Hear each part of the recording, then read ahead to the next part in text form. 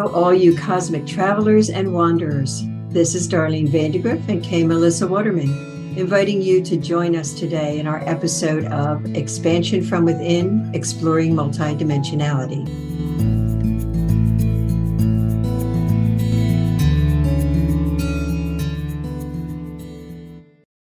Hi, everyone. It's episode 52. We're going to keep talking about secrets, part 2. And we're still here. We're still here. Together. We're still together at Melissa's house, not knowing where to look because we're looking at a computer screen, but we're sitting next to each other. Yes. It's a little odd, but Very. you'll bear with us, right? So we're going to continue our chat on secrets. I think we're going to talk more today about religious institutions, and let's just jump right in. Sure. So how do religious institutions handle the concept of secrecy in their teachings? How do they handle it? I think they handle it the best they can up until recently. Can you give me an example? Like, what do you mean? Well, their teachings, and I don't know this for a fact, but my understanding is from working with people and talking to people that have had access to the Vatican, if we're talking about that kind of religion, is that they have a lot of sacred text under the Vatican that has very little to do with what they teach. Oh, It's more of the mysticism. It's more of what we were talking about the last time, the sacred symbols, how the ancients in some way have brought a lot of this magic or this sacredness in, right. and then whatever changed that brought it to a different level so that instead of that being acceptable, it's not. And then it's judged or it's lost. Right. So I right away, I'm thinking, like, why would they want to keep that from us? Like, It's too empowering. right? right? Because then they wouldn't be able to have the control that they want. They Right. wouldn't be able to get the money that they want. They wouldn't be able to, be in power. Because there's no equality, because they know better than us, right? The powers that be that are closest to God, that are priests or this or that or whatever, right? That they can become very stuck on themselves, right? And so they are over those that don't know any better, Well, So it's an inequality issue, right? inequality, and it's actual, right? Like, it's almost actual that they have information that gives them a kind of power, that they know more than everybody else because of those secrets. So it feels like the secrets themselves are the cement or the foundation of that organization, whatever organization it is that has those kinds of secrets. Like it puts them in a strange position of power. Well, it is, if you had something that you knew that you could levitate, or you could move objects around, or you could, heal in some way, and that was proven through history, and that there's capability, that isn't because you're just special. Right. It's because everybody has that capability. Right. And then that becomes secret, because who would want everybody to know that about everybody? It would change everything, wouldn't it? It would, yeah. I mean, that's what we're heading for. I hope that's what we're heading for, because it would make it so that we wouldn't need money. If everybody knew how to levitate, nobody'd need a bulldozer. Right. And so, but then the bulldozer people would have to find something else to do. Maybe Commerce would go down the hill. I mean, right. Maybe would teaching people how to right. levitate would be their new job until it met that mass sort of situation. But yeah, it really is pretty. I don't think I've thought about secrets like this before, like how they are part of a structure that keeps us in this binary state, that keeps this order of patriarchy or matriarchy. I think it could be either. In either one. That's not the issue. It's not patriarchy's fault. It just happens to be that we're in a time of patriarchy. But I guess I hadn't really realized the power of those big secrets. And it's not just spiritual. I mean, it's not just religion. Right. Our institutions, our governmental institutions across the board have secrets they will never feel like they need to divulge in unless they're thrown against the wall in some way, and then they give half truths. right? So it's the institutional place of the agenda of control and fear, Right. So if we're going to do equal, that though anything that's attached to creating more empowerment for those that are under the Mhm. rule, under the authority, it's not allowed. Right. And then it's kept secret, it's kept from us. But that's another part of what we're going through this lifetime and this time period is exposing all those secrets that are in the institutions, that are in the religions, that are in all of that. It's going to take time. I mean, that's not going to happen in 5 years. I think it would be quite devastating if it did happen in 5 years. I think it would be such a crumble of what we all know. We wouldn't know what to do. We Mhm. would be, I think this has to happen in stages and sort of, in as much easeful way as possible, so we all live through it. Yeah, Right. we all live through it and accept it and allow it and embrace it. Right, right. How do secrecy and transparency impact the trust between a religious community and its leaders? Well, as I see it in the world today, it's a lot of distrust, Yeah, between their parishioners, between their community and the leaders of that. The same as it's with politics, the same as it's with doctors, even the same as, there's a huge division in trusting anything, whether it's secret or not. But I do think that the secrets, as they're being exposed, is going to make those that have always been in authority really be looked at under a microscope, which is a good thing. I think it is a good thing. Yeah, I'm all for it. How can we keep secrets? How can keeping secrets impact one's spiritual health and well-being? Yeah, I think we talked about that the last time, right? Is how keeping secrets, is Yeah, it yeah, affect it? Where I say it is back at it's either privacy or secrets, right? right. So something that you want to keep private because you don't need it exposed. You just don't need it exposed. You may view it as a secret later and then you want to do something about it. But sometimes that privacy place, especially if you've had any woundedness of things taken over you as a child, Mhm. Invasion, any of that, that you want to keep that private, certain parts of you private. But I think that we're back to that, like, how does it affect you? You really have to discern. Or do you have secrets? Are they secrets that are just private, Right. or are they secrets that have attachment to them? Is there shame? Is there shame? Yeah, that's really the bottom line. How do confession and forgiveness play into the dynamics of spiritual secrets? I think confession, in my understanding, was to give the person freedom by absolution, right? Mhm. Um, and I guess if you believe that the person on the other side of the confession was a godly man or a godly being or somewhere that was on God's right hand, it would feel good to Mhm. be able to do that. But I think you can also do your own personal confession in your meditation.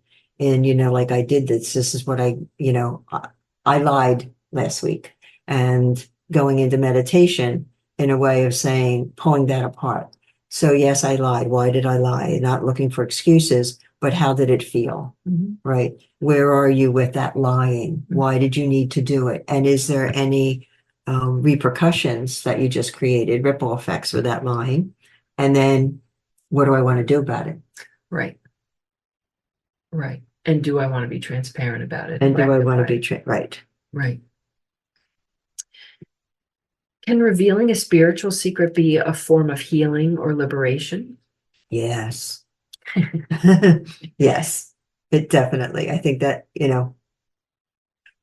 for me, like secrets feel very tainted. They Mhm. they feel like they affect my body. I don't want to be in that division anymore of running my life this way and then that way, without cohesiveness. So yeah, I think it's a big issue. And where does it get lodged in your physical body is the other thing, you know? Sure. I think the impact is profound on the physical body. Mhm. When we have anything that's creating shame, it's affecting Mhm. at least our spleen, but probably much, much more. Yeah, Right. I think wherever the weakness is in the physical, Right. as well as if there's an internal collapse of the secret, Mhm.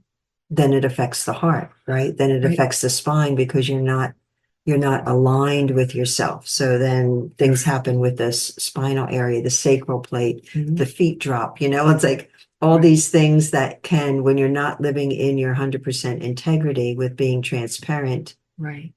not about privacy, but of being secret about things of who you are, who you're not, or all of that.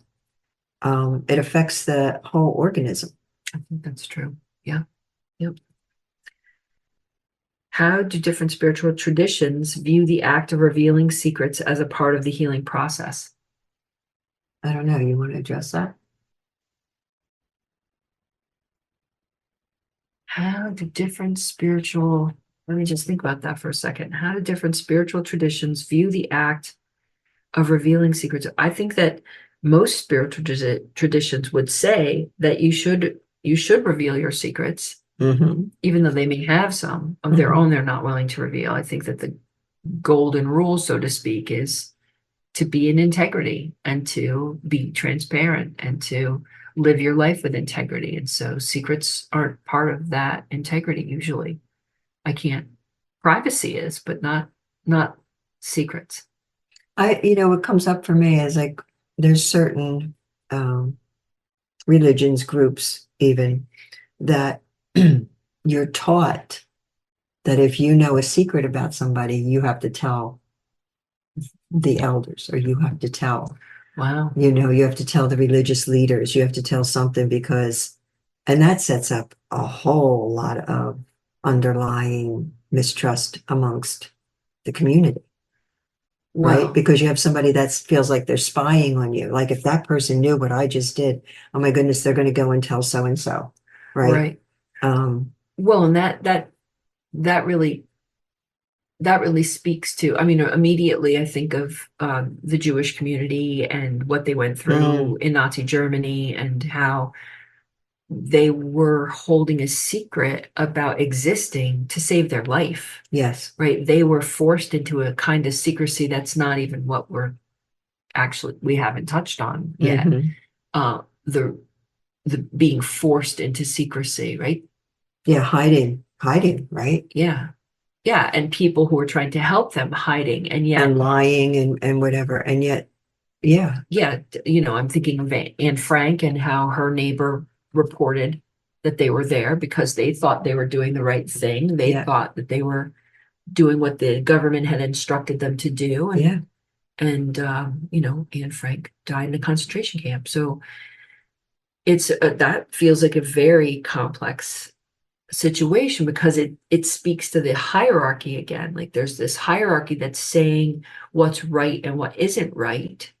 And we tend to trust those hierarchies. We're told from birth to trust, trust the Mhm. police, trust. And I think that's all coming apart now Right. where, well, no, it's what we talked about with wisdom. It's trusting ourself. It's trusting our innate wisdom and not looking to anyone else except us for what's true for us. And that means, the next step to me is to stop judging anybody outside of ourselves because they're also trusting their innate wisdom, whether we like it or not, whether we agree with it or not, whether we are in alignment with it or not. Mhm. If we keep our business over here to ourselves and what we're doing, then we don't have to worry about if the neighbor has a Jewish person in their closet, whether that's right or wrong. We could just take care of us and do what we think is right or wrong.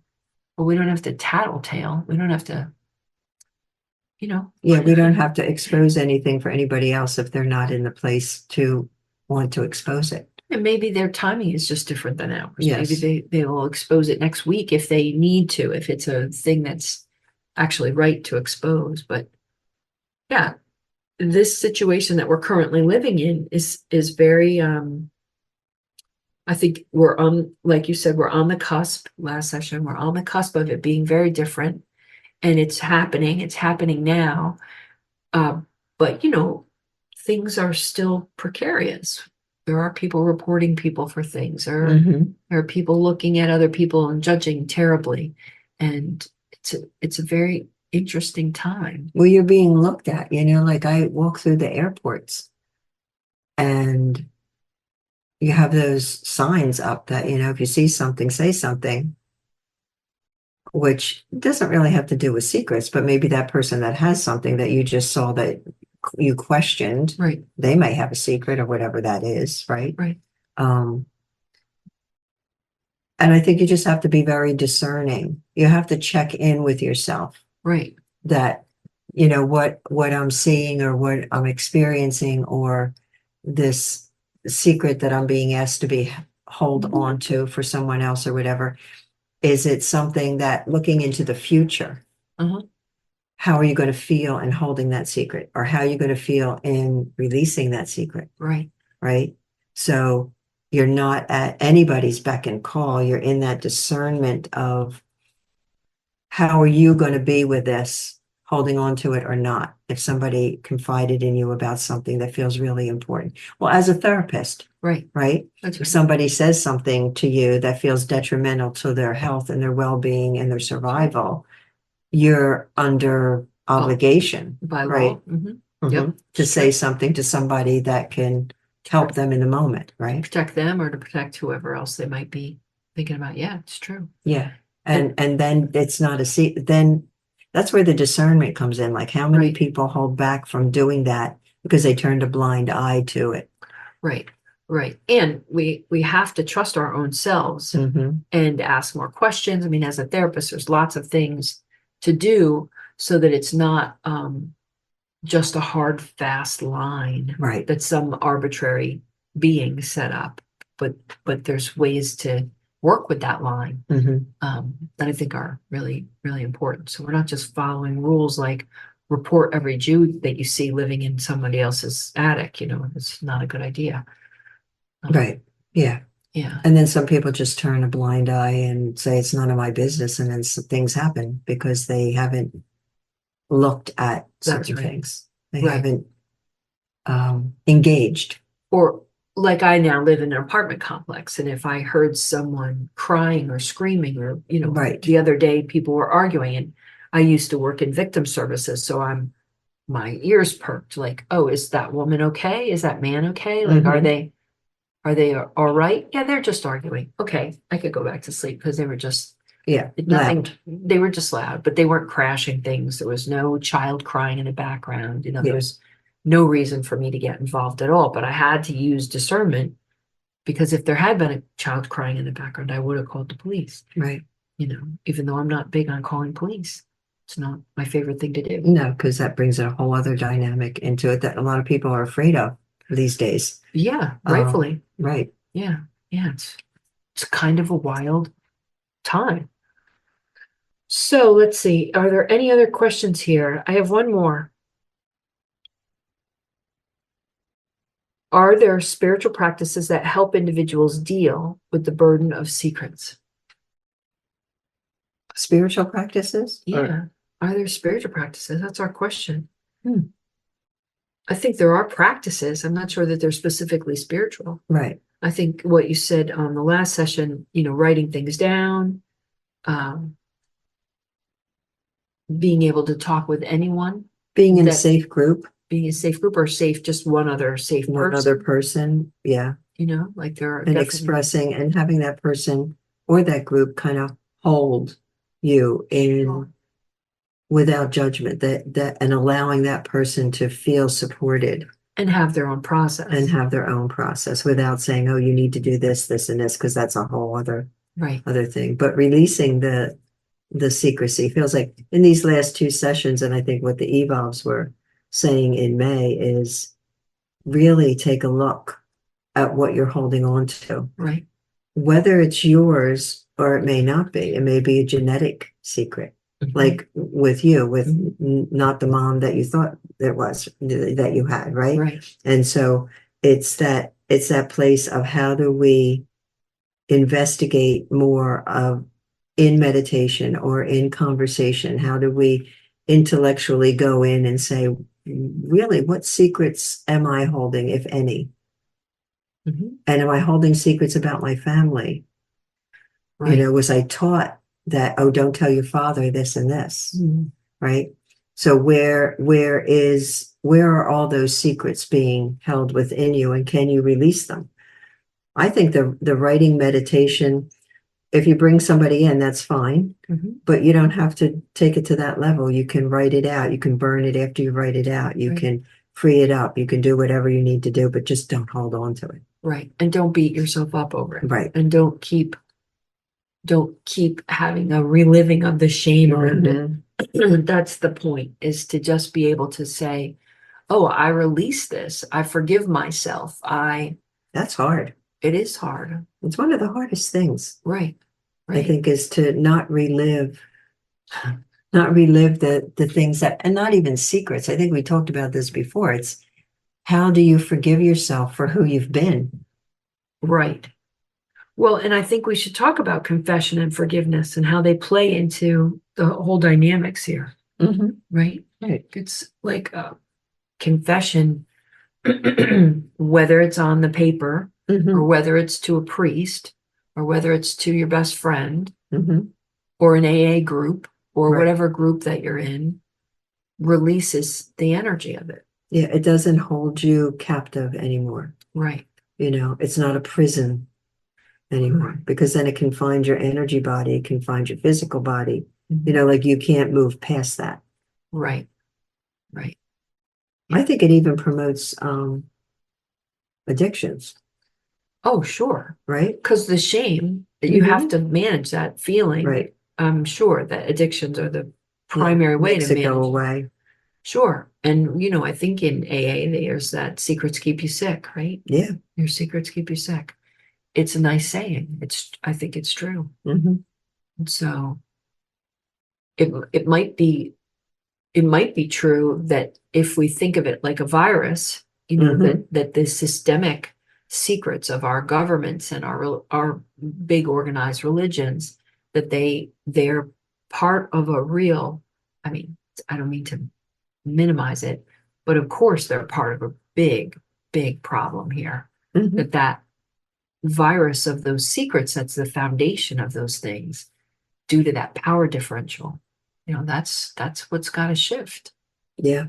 And it's going to take however long it takes, you know, for people to work on yourself like that. For 40 years, we've been hearing, you know, Right. if you want to change the world, start here. That's Start right. with you. That's still true. And it's love. It's Mhm. about love. I mean, I had the opportunity to just happen to be available for the sentencing of Donald, not the sentencing, excuse me, the Court hearing. conviction Oh. of Mhm. the conviction of Donald Trump, and just really worked hard to send him love. Like Yeah. just worked to give that situation and him and his little pyramid of power love. Like that will change everything, I think. If I meet his strangeness with hate, that doesn't really Doesn't help do any good. matters any. Right. So Right. yeah, so it was powerful. It was powerful to actually attempt to do that. Um, And if you look at, he is serving us on a way by those people that want to follow him. Mhm. It's drawing those people out. Not that they're bad or wrong or No. anything, but it's drawing them out for maybe something else to happen. We That's don't right. know what that is. That's right. Yeah. Yeah. I guess I just want to really highlight that love is the counter, love is the antidote. That's the word I'm looking for. Apologize for my stuttering. It's the antidote to shame. It's the antidote to all of what feels sticky and awful and that needs clearing. Like all Mhm. that needs clearing. The love helps ease that, makes things different. There's a And I'm just thinking about this now to see how it works for people. It's like, sometimes I find myself doing this to my chest, like I'm doing my heartbeat with my hand on my chest. Mhm. And if you think about just the words that I love you to Mhm. you, Mhm. I wonder if their secrets would start to emerge. Mm. If their pain level about whatever they are holding under the I love you that you may not believe, Yeah, if that would start to emerge, maybe not the first time, but loving ourselves is difficult. Forgiving ourselves is hard. right. And it's so powerful if we can forgive ourselves and love ourselves, then we are letting ourselves off the hook, so to speak, not beating ourselves up for some thing we did to our great aunt at some point, or Right. something, whatever. If we let ourselves off the hook, then we are able to go, oh, they did that same mistake. Maybe I can let them off the hook too. It has a Right. natural spreading, and I think it's good for the whole planet. I know that. So this week we're talking about secrets, which I didn't really see it as a secret, but um, morning time for me, early morning time, aside from getting downloads, is sometimes reliving raising three kids, right? And how I could have done better, knowing what I know now, how I could have done better. But when you're faced with bills and you never had to have them, and you're faced with being alone, and you're faced with this is my obligation, my responsibility. And so I talked to my daughter about, I think it was that day, I was like, you know what? I know I haven't been like a really great mom. Like I really wake up in the morning going, oh my God, like you could have done a heck of a lot better.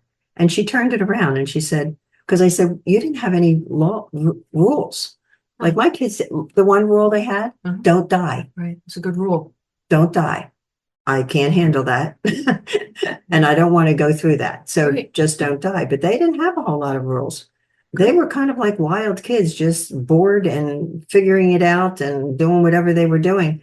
And she said, but Mom, I learned so much from being bored. That's And great. she's really a hard worker now, like she is a driven person. Most of my kids, well, yeah, most of my kids, like I have 20, three of them are pretty driven in their life,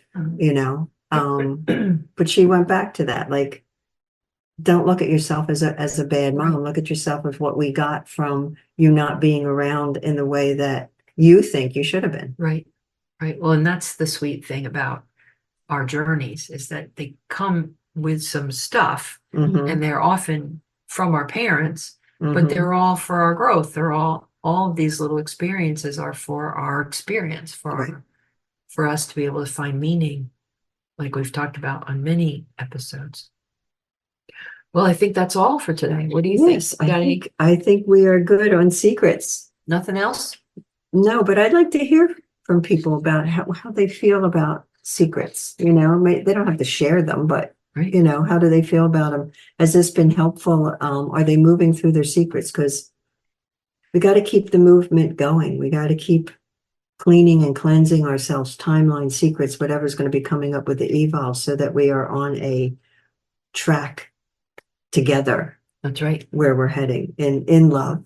The love train, The love train. on the love track. Did they have that in the 60s? Yeah, They did. yeah, I'm pretty sure. We should Oh, no, dance. wait. I think it was the soul train. Oh, the soul train. Okay, let's make the love train. I don't know what that's going to look like, I but don't either, but maybe we're already making it. maybe. All right, I'm going to do the announcements. So this episode is connected to the teachings presented in the May 2024 live Cosmic Travelers event. You can order that event at soulunion.com. It's got materials that were given during the meditation that will assist you in exploring this topic a little bit deeper. You can contact Darlene at soulunion.com. You can find out that soulunion.com is the place to go for everything. If you want to talk to Darlene, if you want to get information on the Cosmic Travelers live sessions. And speaking of those, they're happening at the third Sunday of every month. It's everybody participates in a guided meditation, an interactive meditation directly with the evolves. It's pretty different, pretty interesting. You can contact Darlene for payment instructions and for the link to attend. Cosmic Travelers has a Facebook page. Search for it under groups. You can contact me at livingwellbeing.net. Those questions or comments about secrets, you can submit them at soulunion.com. And I think that's it. We have a YouTube channel. It's down in the blurb below. I think that's all for today. I think so too. All right. Remember, you know more than you know.